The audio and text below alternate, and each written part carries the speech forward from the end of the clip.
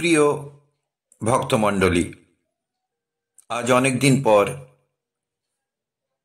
আপনাদের জন্য শ্রী নর্মদা পুরাণের একটি এপিসোড উৎসর্গ করলাম। এটি স্কন্দ পুরাণের অন্তর্গত রেবাখণ্ড অবলম্বনে সংকলন করা হয়েছে। মহামুনি ব্যাসদেব রচিত স্কন্দ পুরাণের শেষ পর্ব রেবাখণ্ড। সিদ্ধিদাত্রী রেবাই শরীদপরা নর্মদা, তপভূমি তীর্থময়ী ও অমৃতময়ী নর্মদা। জাহ্নবী উত্তর গঙ্গা, সরস্বতী ব্রহ্ম গঙ্গা, আর নর্মদা দক্ষিণ গঙ্গা। কল্প অবসানে সমুদ্র নদী সকলই ক্ষয়প্রাপ্ত হয়, কিন্তু ভূতাফারিণী নর্মদা সপ্তকল্প ক্ষয়েও মৃতা হন না। নর্মদা সদাই জলপূর্ণা। তাই তো পুরাণে বলা হয়েছে, সমুদ্রাহা সরিতঃ সর্বা কল্পে কল্পে ক্ষয়ং গতঃ সপ্তকল্প ক্ষয় ক্ষীণে ন মৃতা তেন নর্মদা। নর্মদার উভয় কূলে সুরাসুর সিদ্ধ গন্ধর্ব মুনি ঋষিগণ দ্বারা প্রতিষ্ঠিত সহস্র সহস্র তীর্থ বিদ্যমান। নর্মদার মাহাত্ম্য কীর্তনই নর্মদা পুরাণ। এই পুরাণের বক্তা স্বয়ং রুদ্র। বায়ু শঙ্করের শ্রীমুখে নর্মদার চরিত মাহাত্ম্য শ্রবণ করেন। পরে তিনি তা ঋষি সভায় কীর্তন করেন। মৃকণ্ডু পুত্র মার্কণ্ডেয় মুনি ধর্মপুত্র যুধিষ্ঠিরকে সেই পুণ্য রেবাচরিত শ্রবণ করিয়েছিলেন। সুতমণি শৌনকাদি ঋষিগণের সভায় নর্মদা মাহাত্ম্য বর্ণনা করেন। নর্মদা পুরাণ সর্বশাস্ত্রের ভূষণ, ভূষণং সর্বশাস্ত্রাণাম।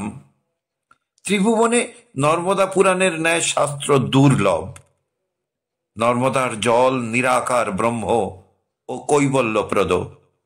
নর্মদাই সাক্ষাৎ ব্রহ্মা বিষ্ণু ও মহেশ্বর। কলির জীবের কল্যাণের জন্য শঙ্কর নিজ শক্তিকে পুণ্যপ্রবাহিনী নর্মদা রূপে সৃষ্টি করেছেন। সর্বপাপহর নরকান্তকারিণী ও চতুর্বর্গ ফলদায়িনী নর্মদার এক অঞ্জলি পরিমাণ জলপানে শাশ্বতী মুক্তি লাভ হয়। আসমুদ্র হিমাচলে যত তীর্থ আছে তাদের সেবা করলে যে পুণ্য হয়, একমাত্র নর্মদা চরিত শ্রবণে সেই পুণ্য লাভ হয়। যদি কেউ নর্মদা পুরাণ গ্রন্থটি লিখে কোনো উত্তম ব্রাহ্মণকে দান করেন, তবে তার নর্মদা তীরস্থ সকল তীর্থ স্নানের ফল লাভ হয়। আসুন প্রথমে আমরা সেই সর্বপাপ নাশিনী নর্মদাকে বন্দনা করি। হে সুখদায়িনী, তরঙ্গ ভঙ্গ বিন্দু ও সিন্ধু চুম্বিত শিলাতলে আস্ফালিত হয়ে যার শোভা বৃদ্ধি করেছে, যা পাপ রাশি বিনাশিনী ও পুনর্জন্ম নিবারণী, তোমারই জলরাশি ধারা ধৌত, যা প্রাণীদের যম ভয় ও মৃত্যু ভয় নিবারণ করে, তোমার সেই চরণ পদ্মে আমার প্রণাম। হে মীন শোভিত সজল তটশালিনী, হে কুম্ভীর চক্রবাক মণ্ডল শোভিত সুখদায়িনী দেবী নর্মদা, তোমার নীরে যে সকল নগণ্য মীন লয়প্রাপ্ত হয়, তাদের দিব্য সম্পদ লাভ যার প্রসাদে হয়। কলির মলভার হারি সর্বতীর্থ নায়ক, তোমার চরণ কমলে বারংবার প্রণাম করি। হে দেবী, যাহার মহাগভীর জলস্পর্শে পাপলিপ্ত ভূতল পবিত্র হয়েছে, যদিও গর্জনশীল বাড়ি নিখিল পাতক বিনাশী এবং পর্বত বিদীর্ণ করে প্রবাহিত, ভীতিপ্রদ মহাপ্রলয়কালে হে মার্কণ্ডের আশ্রয়দায়িনী দেবী নর্মদে, তোমার সেই চরণ পঙ্কজে আমি প্রণাম করি। হে দেবী, মার্কণ্ডেয় শৌনকাদি মুনিগণ ও দেবগণের সদা সেবিত তোমার জলরাশি আমি দর্শন করি। তখন পুনঃ সংসার সাগরে জন্মজনিত ভয় অপনীত হয়। হে ভবসমুদ্র দুঃখবারিণী, হে দেবী নর্মদা, তোমার চরণ পদ্মে নমস্কার করি। হে বশিষ্ঠ শিষ্ট পিপ্পলাদ কর্দমাদি মহর্ষিগণ সুখদায়িনী দেবী নর্মদা, অসংখ্য কিন্নর দেব অসুর প্রমুখ পূজিত সুলক্ষণ নীর তীরস্থ লক্ষ পক্ষীর কূজন সূচিত তোমার চরণ কমলে প্রণাম জানাই।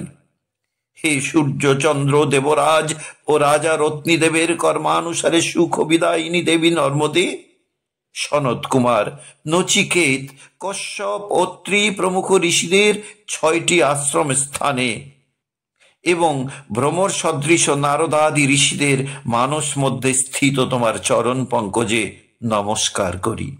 হে ব্রহ্মলোক, বিষ্ণুলোক ও শিবলোক সুখদায়িনী দেবী নর্মদে, অলক্ষ লক্ষ পাপ যার ভেদ্য লক্ষ্য, সেই রূপ স্বরূপে যিনি অবস্থিত, যিনি ভূচর জীব, খেচর প্রাণী এবং গ্রাহ প্রভৃতি জলচরকেও ভুক্তি মুক্তি প্রদান করেন, তোমার সেই পূত চরণ কমলে প্রণাম জানাই। হে সর্বজীবের দুঃখ বিদায়িনী দেবী নর্মদে, তোমার এই অমৃত গোদাবরী তটে কিরাত সুত 12 জাতিতে এবং পণ্ডিত শটে সর্বত্র সমান, এই কথা শাস্ত্রে কথিত হয়েছে। সুতরাং তোমার চরণ কমলে নমস্কার করি। হে দেবী, যে মানব প্রতিদিন প্রাতকাল আদি সন্ধ্যাত্রয়ে ভক্তি ভরে এই নর্মদাষ্টক পাঠ করে, সে কখনো দুঃখ ভোগ করে না, এই নিত্যলভ্য দেহে দুর্লভ মহেশ্বর লোকের গৌরব লাভ করে। আর সেই মানব পূর্বজন্ম লাভ করে না, সংসার যাতনা ভোগ করে না এবং কখনো তার নরক দর্শন হয় না। সুধী ভক্তমণ্ডলী, আসুন আমরা নর্মদা পুরাণের প্রথম পর্বে দেবী নর্মদার স্বরূপ জানার চেষ্টা করি। স্কন্দ পুরাণের রেবাখণ্ডে নর্মদা মাহাত্ম্য বর্ণনা প্রসঙ্গে মঙ্গলাচরণে বলা হয়েছে, যেখানে মদস্রাবী মাতঙ্গদের গলার মদির গন্ধে ব্যাকুল অলিকুল, সিদ্ধাঙ্গনাদের অবগাহনের ফলে তাদের কুচযুগলের কুমকুমের রঙে জল পিঙ্গল বর্ণ হয়ে উঠেছে।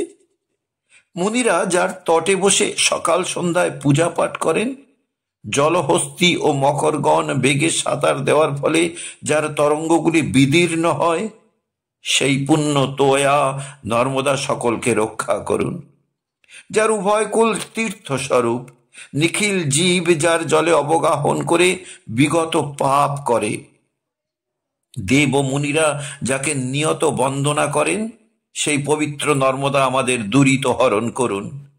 মর্তলোকে যে সকল জীব জন্মগ্রহণ করে, তাদের বর্তমান, অতীত ও ভাবিকালের পাপরাশি নর্মদার জলে বিধৌত হোক। নর্মদার পুণ্য ধারায় নিখিল বসুধা নির্মল হোক। শিবভক্ত মুনিগণ যে পুণ্য নদীতট বাসনা করেন, সমাধিমগ্ন মুনিগণ সতত যার ধ্যান করেন, সেই রেবা অর্থাৎ নর্মদা আমাদের মঙ্গল করুন। নারায়ণ, নরোত্তম, নর, দেবী, সরস্বতী ও ব্যাসকে প্রণাম করি এবং জয়ধ্বনি দেই। নানা মুনিদের সমাবেশে নৈমিষারণ্যে ঋষি শৌনক সুত মুনিকে প্রশ্ন করলেন, হে মুনিবর, আপনি ব্যাসদেবের শিষ্য ও পুরাণ কথার বক্তা, আপনি পূজনীয়, ধর্ম নিপুণ, তাই আপনার নিকট পুণ্যস্থলীর কথা শুনতে চাই। আমরা ত্রিলোকের বহু তীর্থ, ব্রহ্ম নদী ও বিষ্ণু নদীর কথা শুনেছি, কিন্তু শরীরবরা তৃতীয়া রুদ্র নদী নর্মদা বিষয়ে কিছু শুনিনি। অতএব মহামুনি, আপনি অনুগ্রহপূর্বক সেই পুণ্য তোয়া নর্মদা বিষয়ে আমাদের বলুন। সেই রুদ্র নদী কোন দেশ আশ্রয় করে আছে এবং তার আশ্রয়ে আর যে সকল তীর্থক্ষেত্র আছে, সে সকল বিষয় আমাদের শোনান। সুতমুনি উত্তর করলেন, নর্মদা চরিত্র অতি বিচিত্র, পবিত্র, দোষনাশক এবং জ্ঞানোৎপাদক। 18 পুরাণের রচয়িতা মহামতি ব্যাসদেবকে প্রণাম করে আমি পুরাণ নিচে ও বর্ণনা করছি। পুরাণ সমূহের কীর্তনে ধর্ম ও আয়ু বৃদ্ধি হয়। শ্রুতি, স্মৃতি ও পুরাণ এই তিনটি জ্ঞানীদের 3টি চক্ষু। যিনি এই তিনটি নয়ন দ্বারা দর্শন করেন তিনি মহেশের অংশ হন। ব্রহ্মপুরাণকে পঞ্চম বেদ বলা হয়েছে। পুরাণ না জানলে কোনো জ্ঞান হতে পারে না। পুরাণে যা দৃষ্টিগোচর হয় না এমন জ্ঞান আর কি বা থাকতে পারে? বেদ পূর্বে পুরাণেই প্রতিষ্ঠিত ছিল। পুরাণই বেদ সমূহের আত্মা। বেদে 6টি অঙ্গ আছে। শ্রুতিতে যা দৃষ্ট হয়, স্মৃতি নিচয়ে তা দর্শন করা যায়, পুরাণে তাই গীত হয়ে থাকে। শাস্ত্র সমূহের মধ্যে পুরাণই ব্রহ্মার প্রথম শাস্ত্র। তার মুখ থেকে প্রথম পুরাণ নির্গত হয়, তারপর বেদ ও নিচয় নির্গত হয়। এই কল্পান্তরে ত্রিবর্গ সাধন পূর্বে একটি মাত্র পুরাণ ছিল। ব্রহ্মার স্মরণ মাত্রই এই পুরাণ শাস্ত্র তার মনোমধ্যে উদিত হয়। তিনি মুনিদের নিকট তা কীর্তন করেন। এই পুরাণ থেকেই ক্রমে অন্যান্য শাস্ত্রের উদ্ভব হয়। বিভু বিষ্ণু পুরাণের অগ্রজন, তাই তপস্বী ব্যাস রূপ ধারণ করে যুগে যুগে পুরাণের উপসংহার করতে লাগলেন। মহর্ষি ব্যাসদেবী অষ্টাদশ পুরাণের প্রণেতা। পুরাণের লক্ষণ বর্ণনা প্রসঙ্গে সুত মুনি বলেন, স্বর্গ, প্রতিসর্গ, বংশ, মন্বন্তর এবং বংশানুচরিত। প্রথম ব্রহ্মপুরাণ সংহিতা দ্বারা শোভিত। শ্লোক সংখ্যা 10,000, নানা আখ্যান যুক্ত। দ্বিতীয় পদ্মপুরাণ, তৃতীয় বিষ্ণু পুরাণ, চতুর্থ বায়ু পুরাণ, পঞ্চম ভবিষ্য পুরাণ, ষষ্ঠ মার্কণ্ডেয় পুরাণ, সপ্তম অগ্নি পুরাণ, অষ্টম নারদীয় পুরাণ, নবম ভাগবত পুরাণ, দশম ব্রহ্মবৈবর্ত পুরাণ, একাদশ লিঙ্গ পুরাণ, দ্বাদশ বরাহ পুরাণ, ত্রয়োদশ স্কন্দ পুরাণ।